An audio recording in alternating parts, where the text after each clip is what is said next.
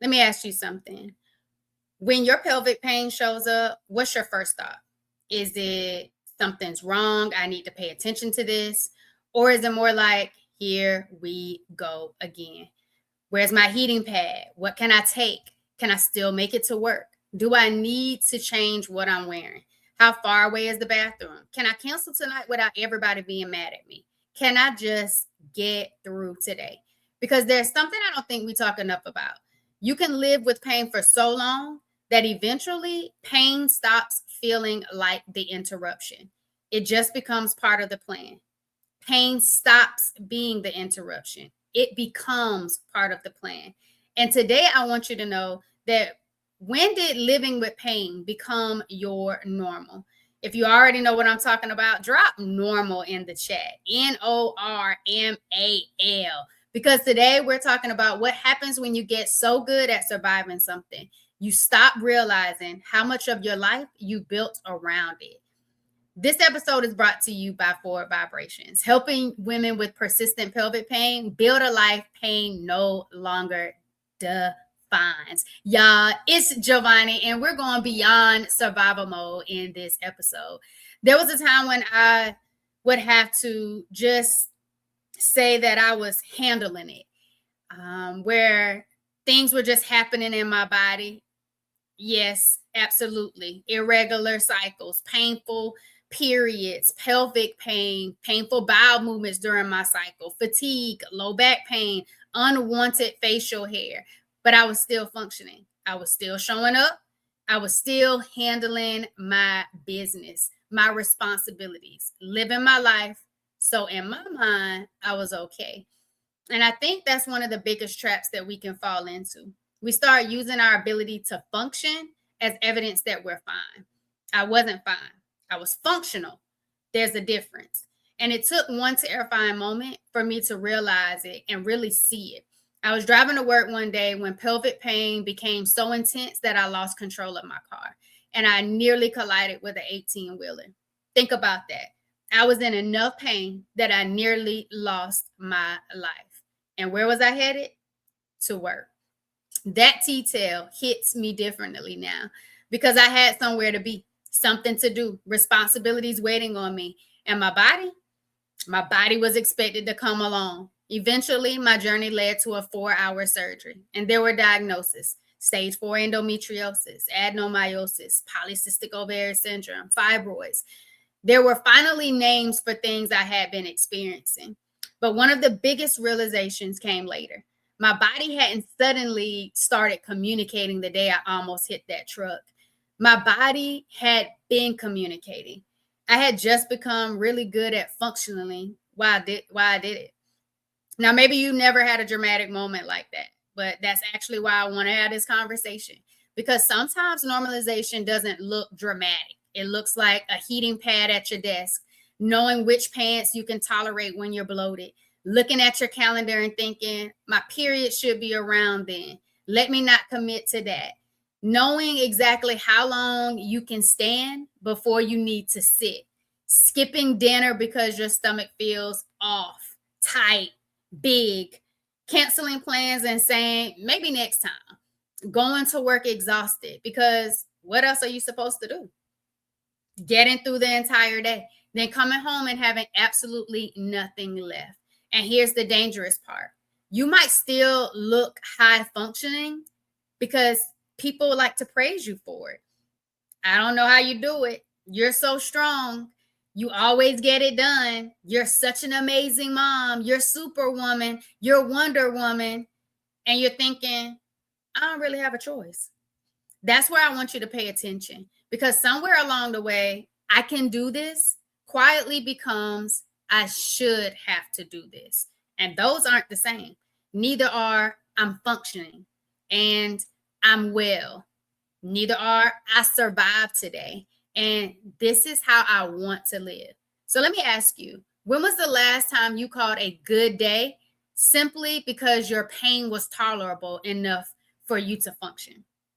Not because you felt energized, not because you felt connected to yourself, not because you felt good, just it wasn't that bad today. And if you know that sentence, drop me in the chat. Because this is how normalization happens. Not overnight, little by little. First, you stop doing one thing, then you modify another, then you start carrying something just in case, then you stop eating something because you're afraid of how you'll feel. Then you plan around your cycle. Then you stop making certain plans altogether. Then somebody invites you somewhere, and before you can even ask, do I want to go? Your first question is, how am I probably going to feel? That's different. Your symptoms haven't just affected your body anymore. They've entered the decision-making process. And because it happened gradually, you may not have even noticed when it happened. And this is where the conversation gets even deeper. So come a little closer and turn me up just a little bit more, because you can tell somebody, my pelvic pain is bad today. You can tell them, my pelvic pain is bad today. That's the easy part. What's the harder thing to say is, I'm tired of having to think about my body all the time. I'm tired of wondering whether I'm going to be okay tomorrow. I'm tired of explaining why I canceled. I'm tired of trying things and still not knowing what works. I'm tired of being the strong one. And maybe I'm scared of it, that this is just what my life is going to be. If you've ever thought that, I want you to hear me. I want you to really listen and tune in. The fact that you've learned how to live around something doesn't mean that the way you're living around it has to become permanent.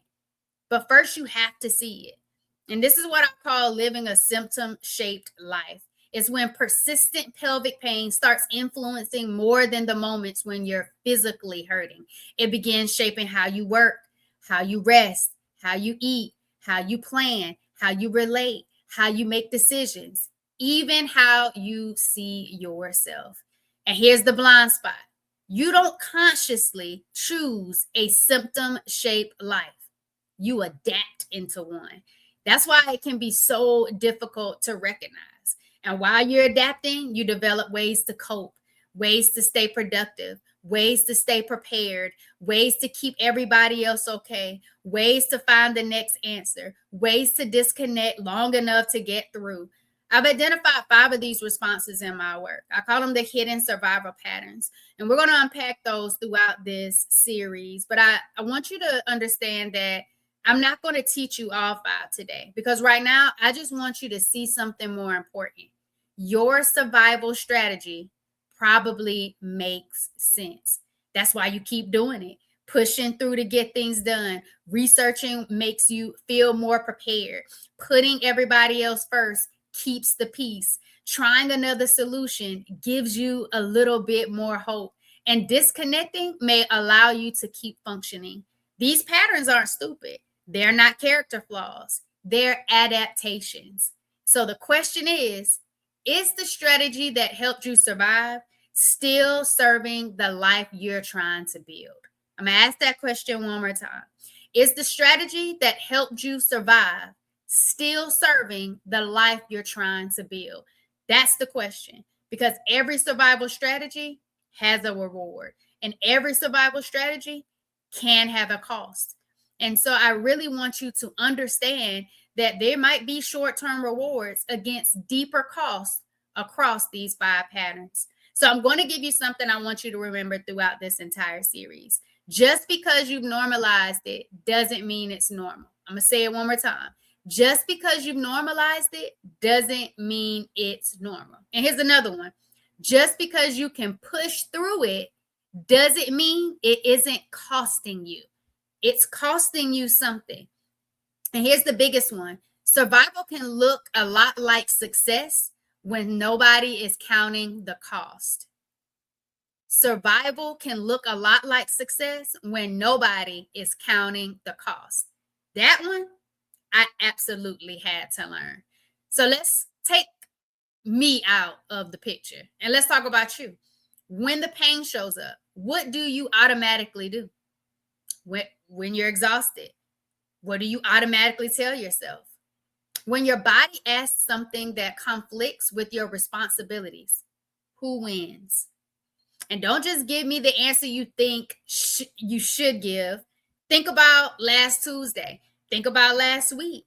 Think about the last flare you experienced. What did you actually do? Because that's where your pattern lives, not in the what you know and what you automatically do. And here's the question I really want you to sit with. Has your pain gotten easier to live with, or have you just gotten better at living around your pain? Those are not the same thing. And I already know somebody is saying, okay, Jovonnie, but what am I supposed to do? I can't just stop living. And you are absolutely right. I'm not going to ask you to. Your bills are real. Your job is real. Your children are real. Your responsibilities are real. And your medical condition is real. This isn't about pretending that pelvic pain isn't just stress, because it's not. And I'm not telling you that your mindset caused your medical condition. What I'm asking is, while you've been managing something very real, what have you had to become really good at doing just to keep going? That's where I want us to look, because you may not control everything happening in your body, but there may be places in the way that you've learned to respond where you have more choices than you realize. That's where agency begins. That's where you take your power back from that pelvic pain that is persisting in your life. So I'm not going to give you 5 tips today. I'm giving you one assignment. Catch yourself adapting. That's the assignment. Catch yourself adapting. That's it. When you say, I'm fine, catch it. It's not that bad, catch it. I'll rest later, catch it. I just need to get through today, catch it. I'm used to it, catch it. And ask yourself, what have I gotten used to that I shouldn't have had to get used to? Don't judge the answer. Don't immediately fix the answer. Just notice it, because awareness comes before interruption. You can't change a pattern you can't see. If you're willing to pay attention this week, drop notice in the chat. NOTICE, notice in the chat. Because here's what I want you to do. I want you to really understand that this is not about a life to pretend that you can have where pain doesn't exist. Not a life where somebody promises you that if you think positively enough, you'll never hurt again. I want something much more grounded. I want you to believe and build a life where pain no longer gets to define every decision, where you don't have to wait until your body screams before you respond, where rest isn't something you earn by completely exhausting yourself, where being dependable doesn't require abandoning yourself, where taking care of your health doesn't become a full-time mental occupation, where you understand that your body is something to be in relationship with, not something you have to constantly fight. Because the ways you learned to survive pain, they don't have to become the way you live forever. That's beyond survival mode. And that's where we're going in this series. Now, I want to hear from you. I'm putting this exact question in the show notes and the pinned comment. Don't overthink your answer. Here's the question. What have you gotten so used to living with that you stopped questioning whether it was normal? I want your real answer. One sentence, one word, whatever comes up, because this conversation isn't just about me teaching you. I want to hear what living with persistent pelvic pain actually looks like for you. And speaking of that, if you live with persistent pelvic pain, I want you to take my 30-second pelvic pain survey. 3 questions, that's it. Especially if your pain sometimes feels random or unpredictable. You find yourself pushing through, or exhaustion just gets through the day. Or you feel like something is affecting your symptoms, but you can't quite figure out why. If you heard yourself in any of those, I want to hear from you. Take the 30-second pelvic pain survey using the link in the show notes. 30 seconds, 3 questions, your experience matters. And next time, we're going to be talking about something that gets praised all the time: pushing through.